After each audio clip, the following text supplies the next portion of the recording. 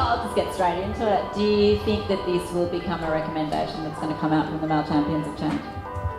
It will, yeah. So that meeting I went to was with some other Male Champions of Change, and I'll talk a bit about that. And the opportunity there is I'm on this working group and with the CEOs of one of Australia's big banks, with Australia's biggest superannuation company and a few other CEOs. And so to me, if those CEOs can commit and use their influence and even just do the change in their own organisation, then you start to get change. And even though that model, the Male Champions of Change model, is not perfect and it's not without its controversy, the thing I like about it is just like the Viva Energy example, change starts at home. If you can do anything, think about what your levers are. And if you're fortunate to be in a position in your own organisation where you can influence policy, then that's where you should start. And you should also tackle national settings and regulation and so on. But some of those other things can take years, having worked about 20 years in government.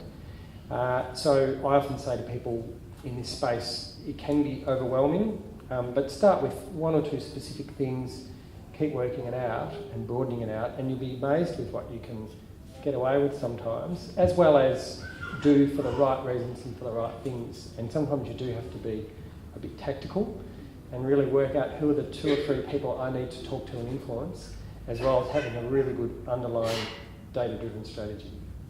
Thank you. Let's get into your journey and your story. So 3 children and you live in Bendigo. Tell us about becoming a father for the first time. So when I first became a father 12 years ago, it was quite an overwhelming experience in all the positive and other ways, and you sort of think some magic's going to come and sprinkle upon you, but you're still the same person and you've got all of the behaviours and biases and uncertainties that anyone else will have. And for a man it's also different because it's you're a different part of the process of bringing someone into the world, and it's so important. So that was, at the very start, I knew it was going to be really exciting, but there wasn't a lot of peer support. I spoke to some of my friends who'd gone through that, but that was interesting as well. On the parenting side, my partner and I we both just assumed we'd try and co-parent and both go part-time, but that took me a while as well. And I remember a work colleague who was a part-time executive, and I'd just become an executive in Victorian government. She said to me, well, why don't you go part-time? And it was kind of nice to think of in theory, but when I thought into it, I thought, oh God, how would I do that? I might feel embarrassed. What's it going to do for my career? So I went through all the same questions that other people would ask. And to her credit, she challenged me. And I think at the time I thought, well, why not have a go? And what was quite fascinating about that process is I got pushed back at every stage as well. And I do remember, I sort of check in on my own story with this because I was on a panel with Catherine Fox the other day and I've read her book, Stop Fixing Women. And I think one of the very first stories is some guy who says, I've gone part-time and aren't I a hero? And she's saying, well, actually, you've got a lot of work to do as half of the species. So, but nevertheless, that gave me really good empathy into how difficult it is and all the fears and uncertainties you bring upon yourself if you think you want to go part-time. My boss at the time was the head of the Victorian Public Service, and he was quite a fearsome person. And he pretty much said to me, I said to him, I want to go part-time. And he said to me, well, why? Oh, so I can be there for my child. Why don't you get a nanny? I said, well, we'll probably have to get a bit of a nanny for a mix, but I want to be there. And so he just didn't really understand. And then he said, well, there goes your career. So I was thinking, wow, that's not very supportive. But in any event, I was in a very fortunate position. I had a bit of leverage because there was another part of government that wanted me to go there. So he said, oh, you can do it, your problem, if you can make it work, good luck to you. So it's more or less, I don't want to know about it, but you can do it. So I really made it my business to make it work.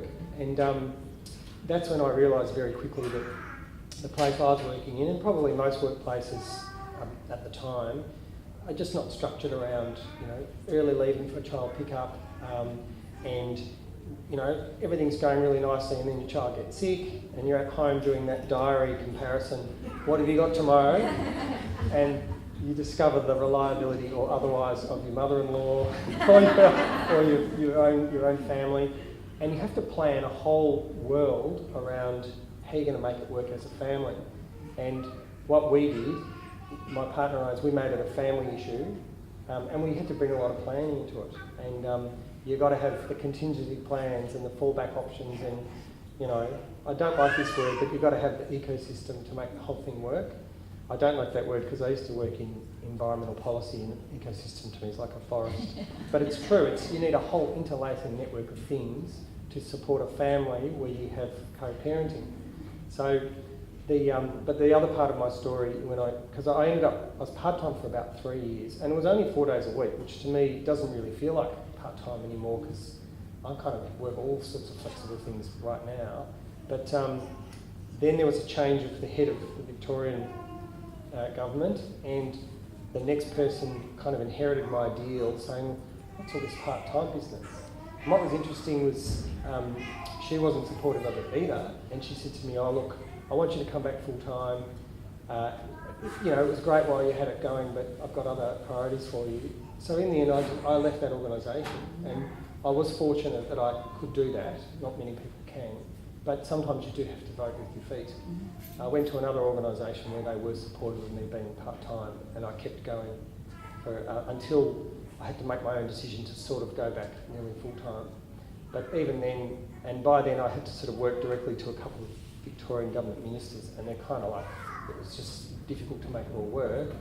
But I remember going back to 4.5 days a week just on principle, because I thought I don't want to go back 5. On Friday afternoon. Yeah, no, it was a Wednesday morning, so I could do school and just connecting with the school community, and it was the principle. So that was, and by then I sort of kept moving up the sort of the chain or the org chart in government, and by then I was able to say, well, if this is important for me, I'm going to make my part of the organisation fully flexible, and therefore a lot of people, and they were mostly women in the parenting phase of their life, started working in our teams, and we had these amazing teams. They were really networked. The important thing was partly, I didn't really know who was coming and going when, because we knew the work would get done, and there was really good planning around that. So a lot of the literature says diverse, inclusive teams are higher performing, but not a lot of people seem to have the confidence to go there and do the things that promote that. And in my experience, we had really good quality teams, and then we started to try and make it not a women's issue or a men's issue, but just a thing that we do. And I think to your point on, we know the business case says that more diverse teams produce better outcomes, but we still seem to be challenging that, and it seems that leaders are still, when it comes to the crunch, quite challenged with that. What do you see in terms of the male champions of change? The conversations, do they get circular? How do you keep on bringing it back to the business case to make an impact? Well, the male champions of change process has been completely fascinating, just culturally to observe as well as be part of it. And some of you will be familiar, others won't, and like the 30-second summary is that Liz Broderick, when she was Federal Sex Discrimination Commissioner, set this up about 5 or 6 years ago, acknowledging that men have got to be part of the solution because they're the problem. They need to do more. Many CEOs are men, so she was going to get male CEOs to commit to more gender equity in their organisations. So that was the model. She set up a group in Canberra, Sydney, and then Kate Jenkins set one up in Melbourne that I'm a part of. And each CEO has to commit, not just to advocate for change, but go and do it in their organisation. And then we work on whole of economy and whole of national issues. So when I first joined, I reckon about 30% of the men who were there were really into it and committed, and I certainly felt like I was.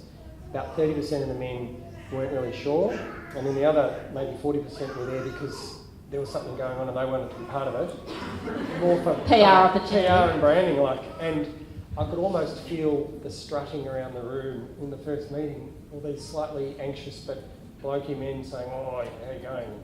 So it was quite fascinating to see these clashes of male behaviour and culture, and then a few dropped off really quickly when they realised what they had to do, which I shouldn't laugh about.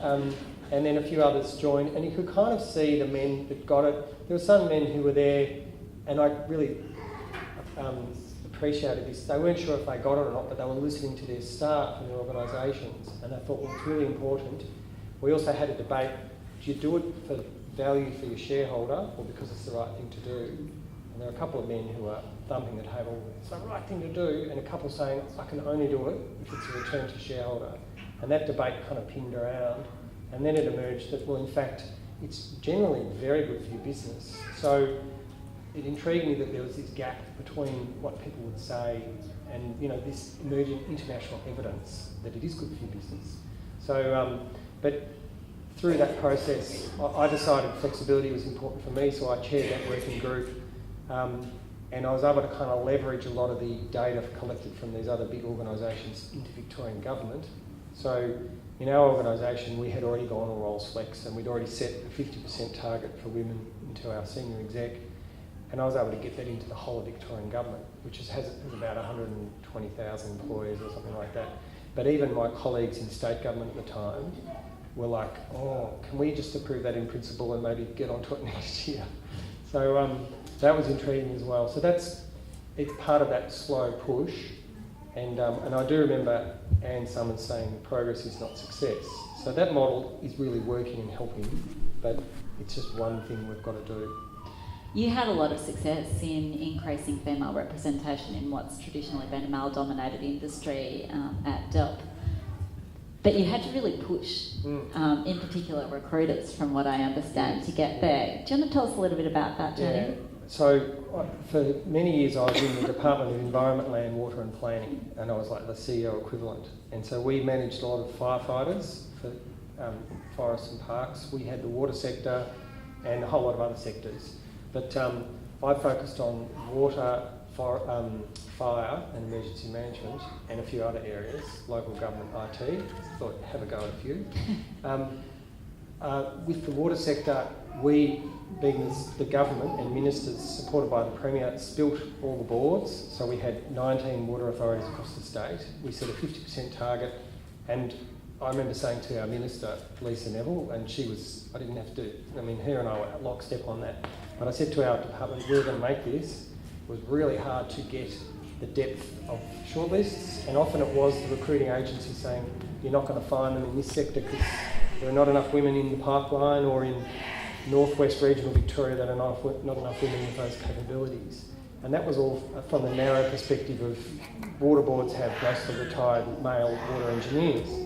So we just said, well, if you want to be on a water board, you've got to understand community, service delivery, communications, relationships.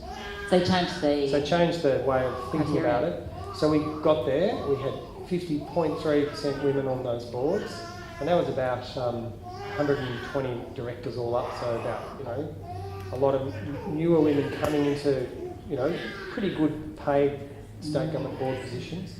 Then we focused on the CEOs, 19 men, 0 women, and that was even harder. Again, the recruiting firms would tell me why they couldn't do it. So in our department, we give a firm one chance, and if they couldn't bring us the gender balance shortlist, we get rid of them, get another one. So working with that sector and tapping into a competitive spirit helped, and we wanted to preserve merit. So which is a challenging word. Which is so important. So we stopped using merit because it doesn't really work, because it hasn't worked. The theory of merit, we called it conscious merit. So every recruitment for any senior executive that reported to me was gender balance panel, gender balance shortlist. That was the rule. After that, the merit would flow through. And using that approach, we had 28% women in our executive when I started my job about 4 years ago, and then we got to 50% in 2.5 years, just through dogged merit-based recruitment and insisting on going to the market for every new contract. So it was fascinating. And then what I found is once we got past that so-called tipping point of about 40% women, I didn't have to argue anymore, because the weight of people who were sceptical kind of shifted and moved on. And secondly, the quality of our leadership and executive team improved quite remarkably. So yeah, right. Yeah. So as a kind of a living experiment, that was just the water sector. I could go on a lot about this. The fire and emergency management sector is clearly a problem, and if you've read the newspapers just this week, what goes on in the CFA and the MFB is terrible. We had our own firefighting force, so we decided to seek to recruit Victoria's first chief fire officer, because we had a different union to the CFA, and we did, and we got there by just that conscious merit process. And then we recruited assistant chiefs and all the way through, rather than wait for this pipeline that can take 20 or 30 years to come through and usually doesn't eventuate. Yeah. And I think that is a really interesting conversation. You know, a lot of organisations are waiting for women to rise through the pipeline, but that's not actually the way we get to the top, is it? We need to, I think to your point, reimagine the way roles can be done. And I think that that's for all of us to think about as well, in terms of the pitching of roles and having that aspiration. Did you see that come through? Did it actually start to come from the people, or was it still very top heavy, pushed top down? I found you have to keep pushing from the top. Going back to the water sector, it's state owned, but they all have separate boards. So even if the minister or me was asking them to do stuff, it was up to their board. After about 2 or 3 years of working on that sector, I spoke to someone I know from Chief Executive Women, and she said, I'll just link it to REM. So that was like the aha moment. So the minister and I wrote letters to all the chairs and MDs and said, you know, we've been measuring you for the last 3 years. Next year, it's linked to your managing director's REM, and they started to get serious. So so sometimes you've got to be quite targeted and tactical, and you've got to be very persistent. And I was talking to a recruiting agency just this week. We were just having a chat, and they said that when they now recruit for my previous organisation, they love doing that because they can sell it as a good organisation, because people know that place has shifted. So the branding has helped, and that's just a state government agency. It's not a profit-making centre, but their ability now to recruit people has been enhanced because of our incessant focus on diversity and inclusion, and not just gender equity, but diversity and inclusion more broadly. And as a woman, you're more likely to go to an organisation where you can see that there's 50-50 representation in senior leadership, because it means you've actually got a 50% chance of getting there, rather than a 15 or 20% chance. And going back to my favourite water sector story, I was at a whole of sector industry conference one year, showing them the gender targets and talking them through it. And the first question I got from the floor was, well, what about the men? Are you worried you're discriminating against men? And I said, I'm not, because we've got 50% chance. Yeah. It's not discrimination. Coming back to men, and we do, you know, when we talk about gender equality, the focus is so much on women, and there's almost a bias, or it is a bias, that the word gender is synonymous with woman.